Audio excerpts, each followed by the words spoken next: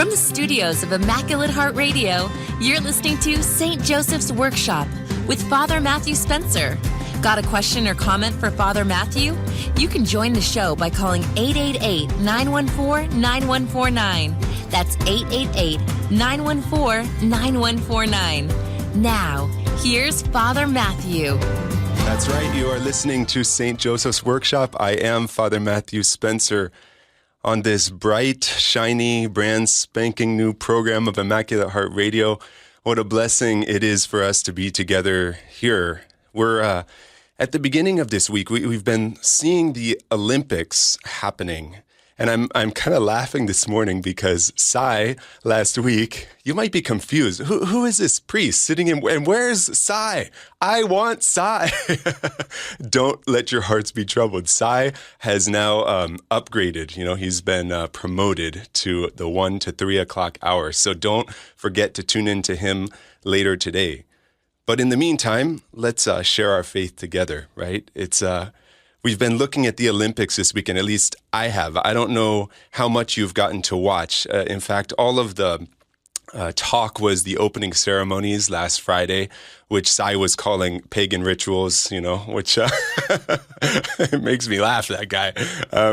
I can see what he's saying, you know, when people come out in togas and go back to, you know, pre-Christian days to celebrate, you know, the human triumph over the difficulties and limitations that we have in life. I was looking at it through a different lens, though, this weekend, because there were a lot of really neat events. Of course, a lot of amazing athletes, a lot of sorrow also. You know, you see, I was watching women's cycling yesterday, and Mara Abbott was leading for 15 kilometers until the last, 250 meters maybe, when she lost, or I should say she got fourth place, right? It's just events like that make you look and say, well, all of this hard work that these Olympians are putting in, all of this difficult effort and years of training, and it all comes down to a few moments in their life. And I think that's amazing. We're going to be talking about that a little bit. I think it's also amazing to see the world come together. I don't recall an Olympic Games with so much media attention around the facilities, around the water that was contaminated with viruses and bacteria. And you look at that and all of the waste of money that apparently was going on in Rio. All of this was happening before the Olympics. And then now we're here, well, the Olympics seem to be going pretty smoothly. Everything seems to be working out pretty well. In fact, I wanted to talk about a couple of Olympians specifically who are really incredible examples, and I think they provide a lot of food for thought for you and for me. One of those, her name is Simone Biles. You might know her. She's a U.S. gymnast. I expect she's probably going to dominate the Olympics this year for women's gymnastics. That's a difficult thing to say. You never know what will happen coming up. But she's a really incredible gymnast. She's got this amazingly happy, joyful face. And if you knew some of her background, you might be surprised at the smile on her face, because her parents abandoned her. Her mother, I believe, was a drug addict, if I recall correctly. She had to move in with her grandparents that she now calls her mom and dad, who raised her. And, by the way, who instilled in her an amazing appreciation for her Catholic faith. That's right, Simone Biles is Catholic. And she goes to Mass on Sunday. She carries a rosary around in her bag. She prays before she competes. She looks to God for help in her life. Do you know, when you're watching the Olympics, are you imagining people turning to God? Are you imagining, not just imagining, are you realizing that these people did not make it there on their own? Of course, they have huge support groups of coaches and trainers and other athletes that help them out. But there are Catholics they're out in force in these Olympics, and sometimes we don't connect their own experience and their journey with their success in life. And Simone, I think, is a good example of that. that it's not really out on the radar. It's not other people looking and saying, oh, wow, she's Catholic and that's why she's here. And yet it's because of her Catholic faith that she was able to overcome the loss of her mom and her dad, right, at least from her life, that she was able to discover strength and triumph over sin and evil in the world and compete. And she herself says this, right? She talks about the importance of faith in her life, the importance of her Catholic faith. I thought it was interesting that she was mentioning in an article I was reading about the rosary itself. A lot of people complain to me and say, Father, I can't pray the rosary. I don't have time for that. I can't focus on it. Well, do you know, you're in good company? Because in fact, Benedict XVI also was talking about his difficulty with praying the rosary. I believe the book is called Salt of the Earth. It was an interview that Cardinal Ratzinger did before he was elected Pope Benedict. And in that book, he talks about his difficulty, the struggle to pray the rosary, at least in its entirety. But he said he still prays 1 decade at a time. He still tries to use it as a tool, a means for meditating on the life of Christ. And Simone, I think, was expressing that same consideration. The rosary that her grandmother gave to her was important, and she carries it in her gym bag. She has it with her in Rio. And she's going to be thinking about her grandparents, no doubt, and her relationship with God as her competitions come up. But it's because of her faith and her prayer life that she was able to overcome all of those odds. Maybe you've heard of Katie Ledecky. She was hitting the headlines this weekend also. We have a sound clip I want to play for you in just a little bit here. Katie is another beautiful person. She's an incredible swimmer. In fact, she has done some amazing things in the last couple years. Listen to this clip. This is an interview that she did with CBS News from September 2015. In this year's World Swimming Championships in Russia, 18-year-old Katie Ledecky did what no swimmer has ever done before. She won every single race in the freestyle category. It's a feat now known as the Ledecky Slam. Unprecedented, unthinkable, the sports feat of the decade.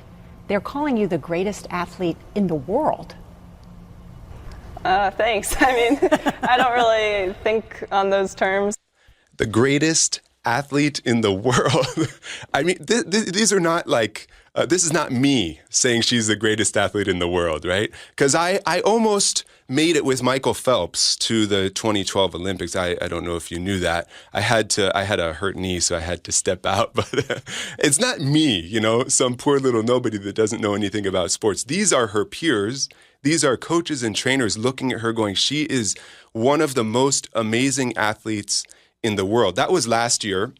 She became famous for what we now call the Ledecky Slam. That is, she won gold in every single individual freestyle event. This is crazy when you think about it, because some of those events are sprints, some of those events are long distance. And people specialize in those areas. This has been the norm for centuries, right? Some people train and are better at fast-paced sprinting, and others are better at endurance running, for example. Katie is good at both. Katie excels. Katie got gold medals in all of those events, and you have the Ledecky Slam, right? So here's a woman, the most decorated woman swimmer in the world right now. Bunches of medals, most of them gold, I'd say. She just beat, yesterday, she just beat her own world record in the Olympics for the 400-meter freestyle. She was 5 seconds ahead of every other swimmer. I mean, 5 seconds ahead of every other of the next person in line. Katie Ledecky won yesterday the 400-meter gold in the 400-meter freestyle in the Olympics in Rio. And do you know what? Katie Ledecky is Catholic. Katie Ledecky went to a private Catholic elementary school, private high school. And she talks about how important her faith is to her. And you know what? Katie Ledecky goes to Mass on Sunday. Now, my question for you is this. You struggle to get to Mass on Sunday, just like all of us. Unless you're a priest and that's your job and you have to do it. You do it a few times a day. You struggle maybe to get to Mass on Sunday. I would ask you this. Are you busier than an Olympic athlete training to compete at the top level of your sport? Are you busier than these women who have given up everything else in order to pursue their dream? They've given countless hours, and still Simone Biles, Katie Ledecky, they're making time for Sunday Mass in their life. And that's we're going to be talking about on this program. I'm going to give you kind of the lowdown on what St. Joseph's Workshop is about in a little bit. But these are the fundamentals we're talking about. We're talking about the ordinary events of your life. And what is it that makes us holy? How can we discover holiness in those ordinary moments? And what I was so amazed, inspired by the Olympics this year is some of these athletes who are showing that it's their faith that keeps them grounded. It's their faith that makes their success possible. I have one more Olympian I would like to talk about coming up. A young girl born in Syria who has a breathtaking story. So I hope you will stay with us. That's coming up. In the meantime, if you'd like to join the conversation, my name is Father Matthew. The number here is 888-914-9149. Again, you're listening to St. Joseph's Workshop on Immaculate Heart Radio. We are blessed to be together, walking with St. Joseph, with our Blessed Mother, towards holiness. Stay with us. We'll be right back after the break.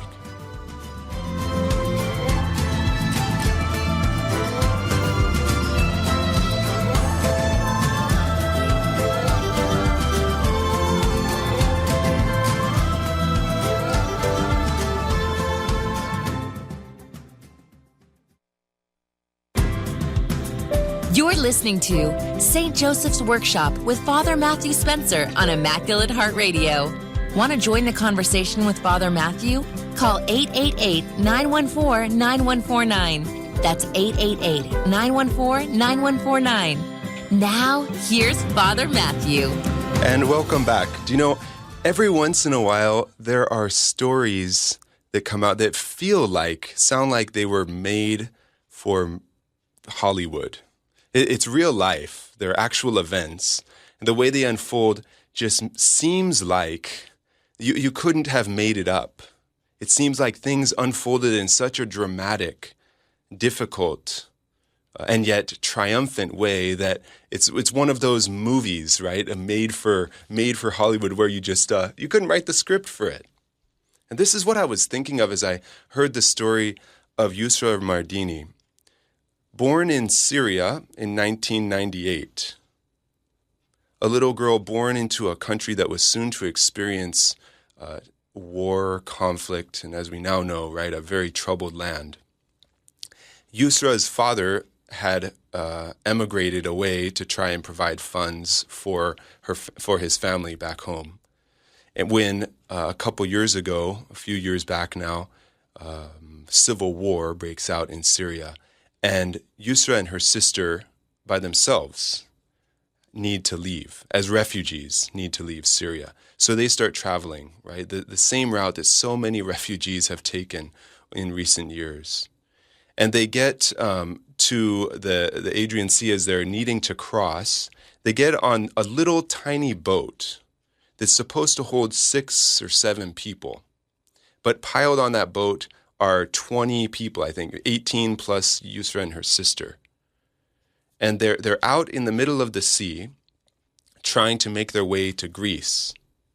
And you've heard the stories. I mean, you've seen the images of children who perished trying to make that crossing, of families who didn't make it because of the rough seas, because of putting too many people in the boat, because of the horrible circumstances of war that pushed them, displaced them out of their lives and the ordinary everyday routine that they had come to know and to embrace. And now they find themselves without a home and on the road, or in this case, on the ocean, Yusra and her sister. When the motor on that boat breaks down and they're stuck at sea and the boat starts to sink, you have too many people in the boat, right? It's frigid water outside. It's slowly going down. They have people there that are going to die. Yusra, her sister, and one other girl jump out of the boat into the ocean and start swimming, pushing the boat across to Greece. For 3 hours, they swim. And they swim at the same time trying to provide hope for the people. Yusra, in an interview that she did recently, talks about how she had to make people smile on that boat. There were 6-year-old children on that boat who were terrified. Yusra also terrified for her life. I think she was 14 at the time, and she's pushing this boat across the ocean. Not sure if she's going to make it. Not sure if she's going to survive. This is drama, right? This is drama. I would say at its best, except you don't know if it's going to turn out well or not. In this case, thanks be to God, they arrived on the shores of Greece safely because of Yusra, her sister, and this other girl that got out and swam, pushed the boat for 3 hours. And they all survived. And she eventually, traveling through Europe, ends up in Berlin. Well, Yusra begins training for the Olympics, but has no homeland. She can't swim for Syria, where she was training prior. She can't be there to represent because now she's not even there and definitely doesn't want to go back. So instead, she's just doing her best to use the skills that God gave to her. Well, meanwhile, I don't know if you heard, in March of this year, the International Olympic Committee announced that they were going to have a refugee team. So many refugees displaced across the world, and many of them are amazing athletes. And in order to shed light on the refugee situation, in order for people to understand the plight of so many struggling in the world, they decide that they're going to put together a number of these athletes and have them form an Olympic team, not under a country, not under a nation, but instead as a refugee, as a group of refugees. And they march into, in Rio, they march into the stadium, right, at the opening ceremonies, right before Brazil, the home team, does. It was a really, really inspiring, dramatic moment to see these athletes from across the world, but really especially in Africa and of course out of Syria and a lot of the troubled areas there in the east. And among them was Yusra Mardini. Yusra, she had only been training now for 2 years. I mean, all of our Olympic athletes, right, they trained their whole lives to do this. Now, I'm not saying she was swimming in Syria at the time. It's not like she was just a newbie and because of this crossing the sea, she decided to become an Olympic swimmer. She had some skill and much training up to that point. But it was this event that compelled her to continue. I'd like to share this little clip with you from an interview that she did about the hope that she discovered in life.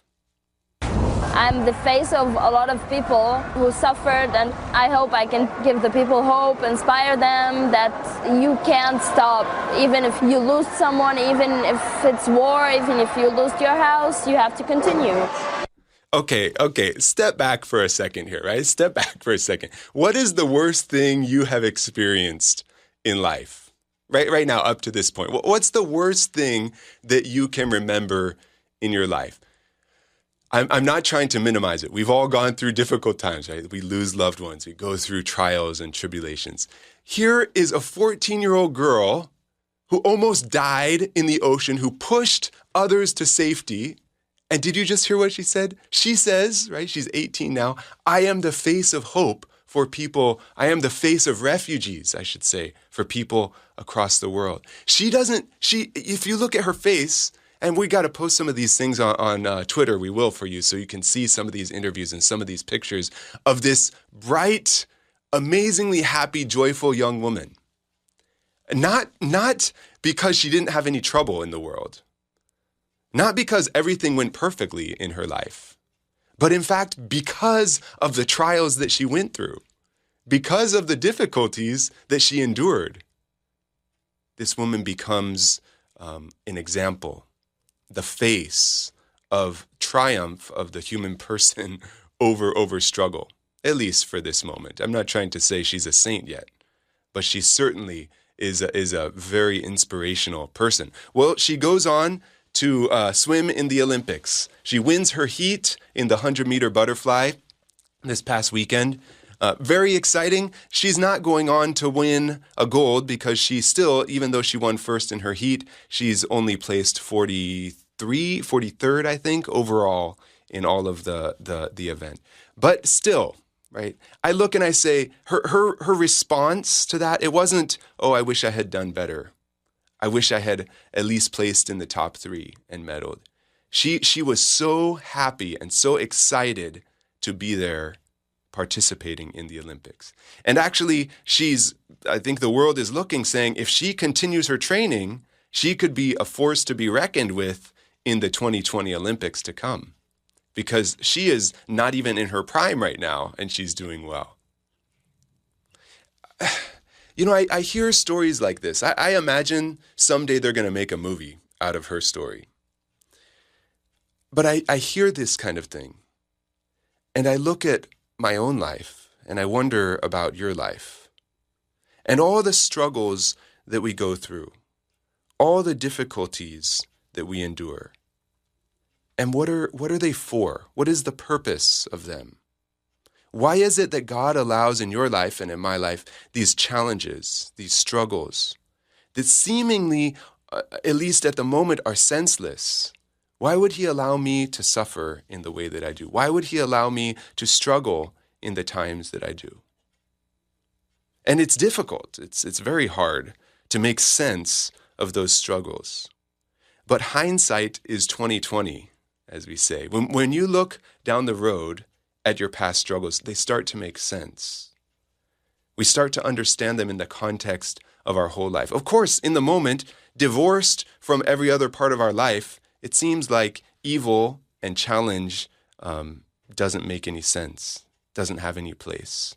And yet God can take those amazing, difficult challenges and struggles and can transform them into defining moments in our life. Can change them to make us the people that he wants us to be. And I think that's what's inspiring about Yusra's story, is that she not only went through, not only accepted, not only acknowledged the struggles that she had, but indeed became a better person because of it. That's really, when I look at that personally and say, well, am I a better person because of the things I've gone through? Or am I more bitter? Am I more resentful? Am I an angrier person because of the things that have happened to me in my life? Are the challenges and difficulties and struggles in my life leading me to holiness, or are they leading me away from God? Are they leading me to despair? This is the hallmark of every Christian life. We're either going to be people of hope or people of despair.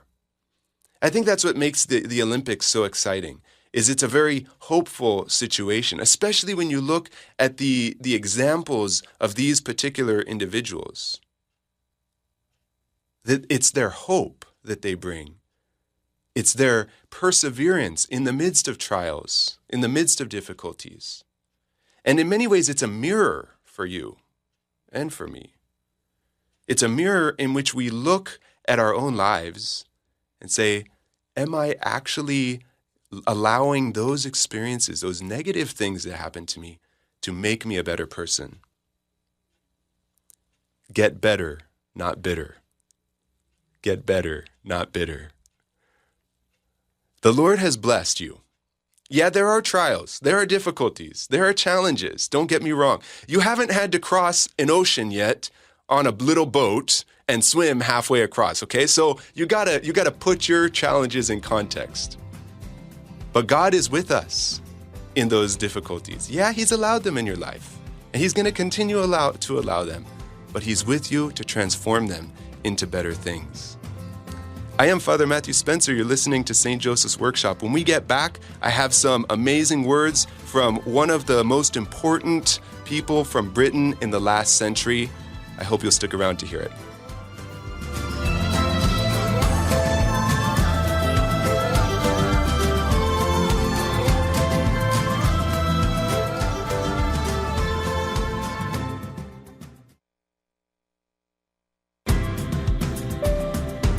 From Immaculate Heart Radio, You're listening to St. Joseph's Workshop with Father Matthew Spencer. You can call the show at 888-914-9149. That's 888-914-9149. Now, here's Father Matthew Spencer. So when you think of dark times in history, when you think of those really horrible situations that and periods, time periods that humanity has gone through, certainly several come to mind for me. I think first of all about the time of Jesus. Of course, a time of blessing when our Savior comes to earth, comes to save us from our sins, but also the horror of that moment, right, of the cross, of his passion, where humanity takes the biggest blessing that God has given us and thwarts it, right? Luckily, God can take even that, even the evil that comes out of human minds, and turn it into amazing blessing and salvation for us. So there have certainly been dark times in the world. And those dark times continue. I think a lot of people, they get concerned about the world. They get concerned about where we're going. They get concerned about politics. I have to be honest with you, I don't get that concerned about this stuff. It's not that I think everything's fine and everything's dandy. It's not that I think our political system is perfect and everything's going to work. In fact, of course, we have challenges ahead of us. I have no idea where we're going as a country and as the world. But I'm an optimistic guy. Just by nature, I'm optimistic. And I look at things knowing that God is present with us. That's, I hope, something that you will take from this program. To be optimistic about the world, even in the midst of difficulties and challenges. So yeah, there are dark times in the world, but that's not the end of the story. There have been dark periods in history, but we're not done yet. God is not done yet. One of the darkest periods of human history is the one we have just lived through. I think just mathematically, statistically, you can look at the 20th century and imagine how is it that out of the human heart could come such horror? The Holocaust, the killing of millions of people across nations around the world, world wars that are terrorizing nations, that sons are lost and daughters are lost to the pride and the selfishness and the greed that comes from the human heart. Communism, and all of these horrible things that come out of the 20th century.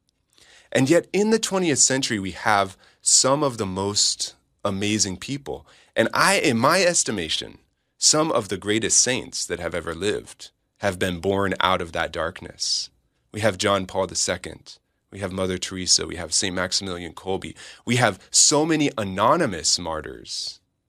So many people that you don't even know about, that I don't even know about, who have fought the fight, who have persevered in the race, and have continued on to receive their eternal reward.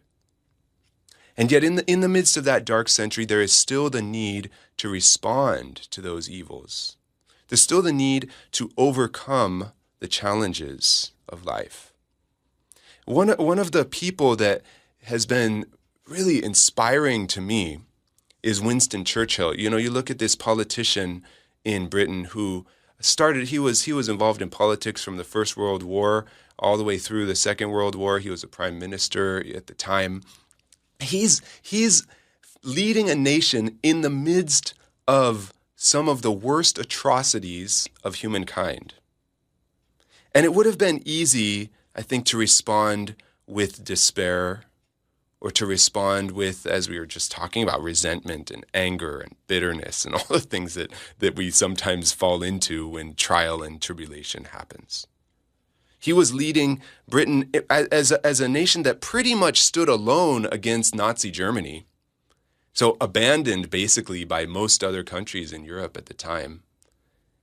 Winston Churchill tried to hold fast to hope of some sort. And he has this quote that I think is so important for us.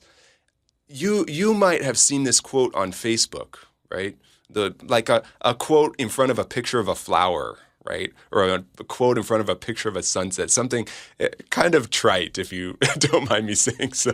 We see all these motivational things that go by us. It doesn't really capture the context of what he was saying. And what he said was this. He said, to every man there comes that special moment when he's tapped on the shoulder, figuratively tapped on the shoulder, and offered the chance to do a special thing that is unique to him and fitted to his talent. Churchill said, what a tragedy if that moment finds him unprepared or unqualified for the work which would be his finest hour. What a tragedy if we're found unprepared. I mean, this is the gospel, actually. You know, if you went to Mass yesterday, you heard that same message from Jesus, right? Jesus brought it to us first, that woe is that person who is unprepared when a reckoning of our life is called by God. And so Churchill, he expresses the need, that this reality, that there's a moment in your life. There is a moment when you will be called to do something amazing, defining for your life. I think it's probably not only one time. This happens at various events in our life. Maybe it was your graduation in high school, which is a significant achievement. Maybe a graduation from college. These are defining moments of your life. I think even more significantly, maybe it's your marriage. Maybe it's the way you committed your life to Christ after wandering around for quite some time, after missing out on the blessings that God wants to give to us. We wander around. We miss out on what God wants for us. And so there are these life-defining moments. And that's what Churchill is saying, that there are these moments that define who we are. For me, I think of my ordination to the priesthood, which changed everything. I mean, it changed everything for me. It changed my ministry. It changed my commitment. It changed the time that I was to give to other people. And yet, in some way, it wasn't like overnight, all of a sudden I became a saint. I am a saint now, in case you are wondering. I am, yeah. The people in the studio agree with me here, yeah. So you'll be happy to know that when you join me every day from 9 to 10 here at Pacific on Immaculate Heart Radio, that you are listening to a saint. But you don't have to call me Saint Matthew just yet. It's in those moments, right, that we are called to true heroic virtue. Okay, I agree with Churchill here. I agree there are those life-defining moments, and I think you could find those moments in your life. I think if you don't even need to think hard about them. You probably don't think about them enough. You probably aren't remembering your marriage, the day of your wedding, enough. You're probably not remembering that moment where Christ burst into your life and changed everything. You're probably not remembering often enough that extremely difficult challenge that the Lord presented to you when you lost the person that you never imagined you would lose. When you lost the job, the career, the financial security that you thought was certain, but instead God chose to take it away at that moment. So you probably don't think about those moments enough. I don't think about them enough. There are times we need to be reflective, introspective in life and looking back at what's going on. So yeah, I do agree with Churchill that there are those life-defining moments. But these major moments, as important as they are, as significant, as momentous as they are, and the magnitude of them so significant, they tend to overshadow a more important fact, in my opinion, a more important fact. And that is that every moment of your existence is one in which you are called to greatness. So if you are looking at life just waiting for that special time when you're going to, all of a sudden, now I'm going to respond. Now I'm going to say yes. Now I'm going to follow Christ. Now I'm going to succeed. If you're waiting for that moment to come along, I would say you're missing out on a whole lot of other moments that you need to prepare for that. That is to say, it's true that those moments define us. And it's true that there are times, like Yusra that we talked about just a little bit ago, who had to get out of the boat and push it across the sea and save people and use her life and even risk her own life for others. But do you know what? That moment didn't happen because all of a sudden, immediately, she decided it was good to do. That moment was discovered on a foundation of thousands, millions, countless of other moments when she chose hope over despair, when she said yes rather than no. I mean, how many times we wait for those big moments to happen, but we don't realize that it's right now, it's at this moment that God is calling you to say yes. It's at this, you might be doing the dishes right now. You might be stuck in traffic. You might be doing bills and really not knowing what to do with because you're so bored out of your mind. But it's this moment that Christ has given to you for your holiness. And it's this moment that will help you to say yes when those great, difficult opportunities arise. So this is the essence of what this program is about. It's about finding holiness in the ordinary events of life. And that's what we're going to be talking about right when we come back here. That's what we're going to be talking about as long as I'm here with you, because that's where we find holiness, right? Is in the ordinary moments of our life. So stick around. We'll be right back. I'm Father Matthew Spencer in St. Joseph's Workshop.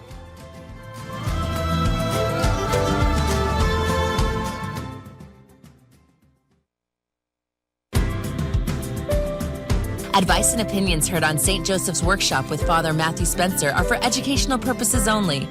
Now, here's Father Matthew. Hello, welcome back. You are in St. Joseph's Workshop. See, so St. Joseph's Workshop, the whole paradigm here, it's not that you're going to be hearing about St. Joseph explicitly every morning.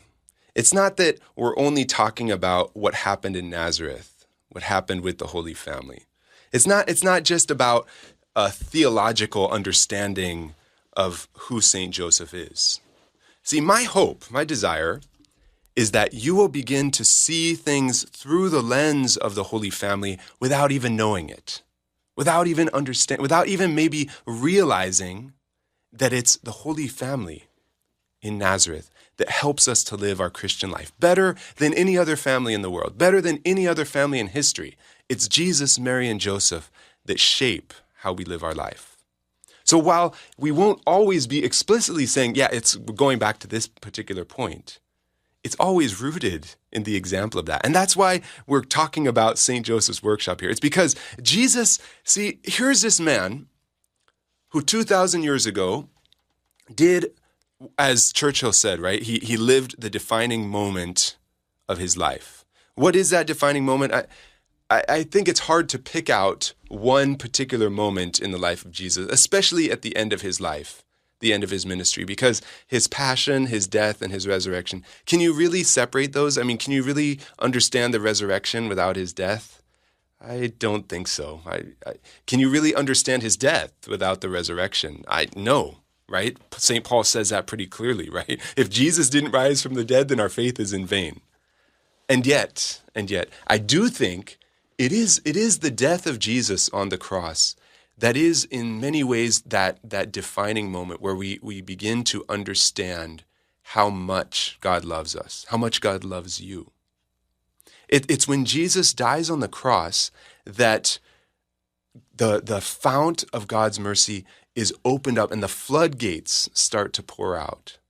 So if I had to pick one moment from the life of Jesus, and again, don't get me wrong here, the whole life of Jesus is important. The whole life of Jesus has something to do with our salvation.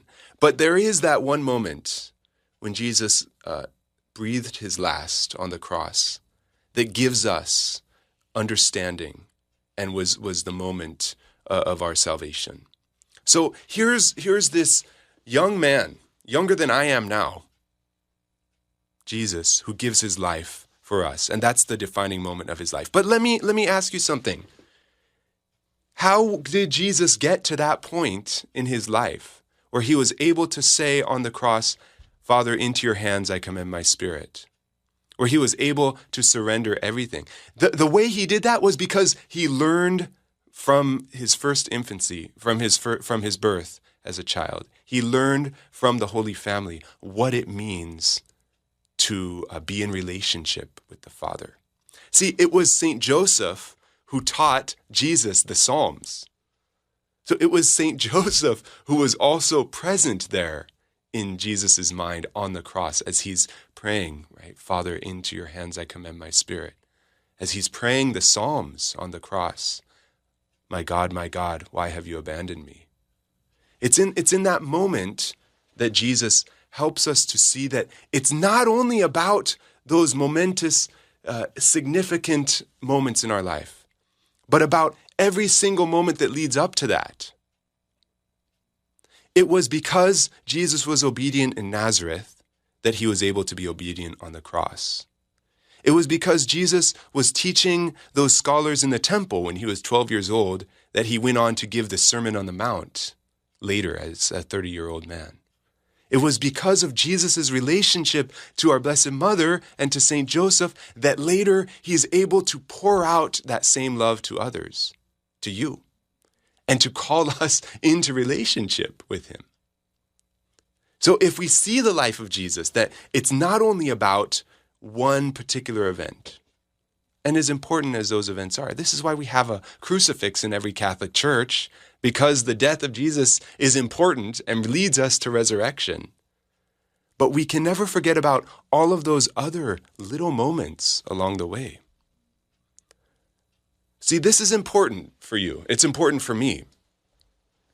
As we go through our day, it's very easy to compartmentalize things. It's very easy to say, well, this particular thing that I'm going to do during the day is very important. This particular meeting that I have where my fate is going to be decided and my career is going to be changed, that's very significant. Or this particular conversation that you're going to be called to have with the person that you really don't want to talk to, that you really don't want to call out, that you really don't want to address. It's those moments that we think are so big and significant, and we spend so much time worrying about them and wondering about them, and what are we going to do in these things when we have to face them. But I would say, stop worrying about those moments right now. Take this moment, and Jesus himself said this, right, in Matthew 6. He said, stop worrying about tomorrow. Stop worrying about what's going to happen at the next moment. Worry about right now. Worry about your relationship right now. Look and perceive what God is doing for you at this very moment. Because it's right now that God is loving you. It's right now that God is desiring your holiness. It's right now that God is wanting you to say no to sin and say yes to him. Yeah, it seems mundane. I mean, it seems when we look at the little things we're doing, it seems like, how could God ever want to be with me while I'm sweeping the floor, while I'm changing the diapers of my little kids? How could Jesus want to be with me in those times, in those moments? When in fact, he's there. He's present. And it's in those moments that he calls us to greatness. It's in those moments when we're called to do show extraordinary love. The saints have said this in so many different ways throughout history. Saint Therese of Lisieux, maybe the most well-known one, right? She's a doctor of the church because of this particular thought, that it's in merciful love, in the little things, in her little way, that she's able to respond to God's love. She realized she wasn't able to become, a world leader. She wasn't able to go out and preach the gospel. She could have probably, knowing her zeal, knowing her fervor, but out of obedience, God didn't want her to go out and be a missionary. She didn't have to go out and start some corporation, start some big project, but instead discovered that it's in the little way, in those little things in life, that she's able to respond to God's love. St. Joseph Morello, the founder of my religious community, he lived at the same time, more or less, as St. Therese of Lisieux. And he said it in a slightly different way. He said, be extraordinary in ordinary things.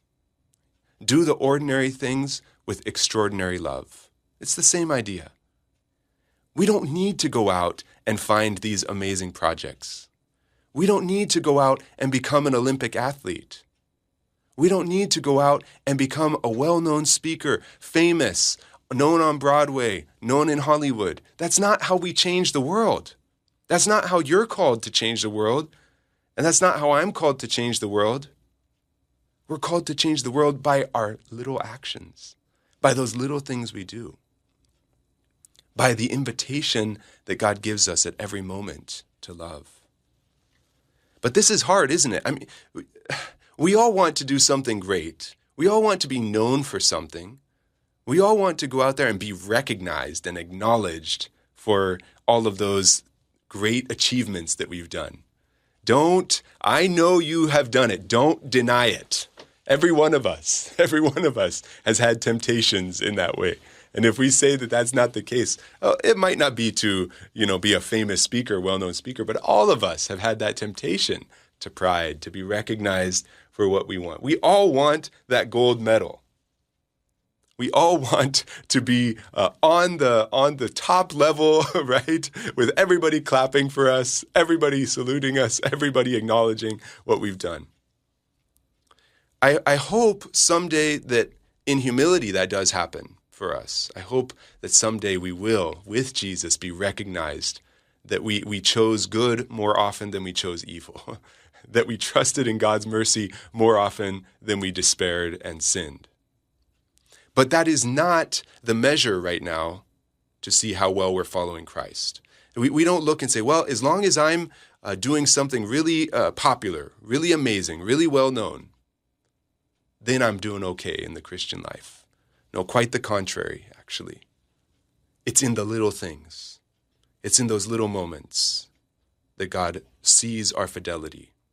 Jesus said this in different ways, right? Jesus said, those who are faithful in little things will be entrusted with even more.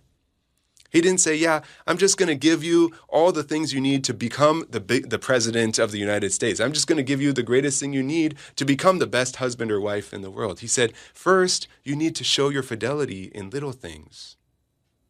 First, you need to demonstrate that in those small things, you can do them. Isn't it funny how we often say, well, if he just gave me something big to do, I would do that fine. It's these little things, that really, anybody could do those, so why should I have to be faithful in those things? It's in those things, it's in those moments that God is calling us to deepen our relationship with him. And that is really the whole tenor, the whole purpose that Immaculate Heart Radio has invited me to be with you on St. Joseph's Workshop, on this new program that we're going to be having every weekday, 9 to 10 Pacific. That's why I've been invited to be here with you, to accompany you along the way of holiness. It's to remind you that God has given you so many opportunities throughout the day to be close to him, to say no to sin, to say yes to him. So many opportunities for you to change your life, to be converted. But it's hard, and we need help. We need the Holy Family. We need the saints in heaven. We need our guardian angel. We need the support of the church around us. We need all of those who are there helping us out, leading us to holiness, challenging us when we go astray, and encouraging us when we come back. So as we continue on, let us remember that yes, we do all have defining moments in our life, but they're built on those small, everyday, ordinary experiences where we choose to say yes.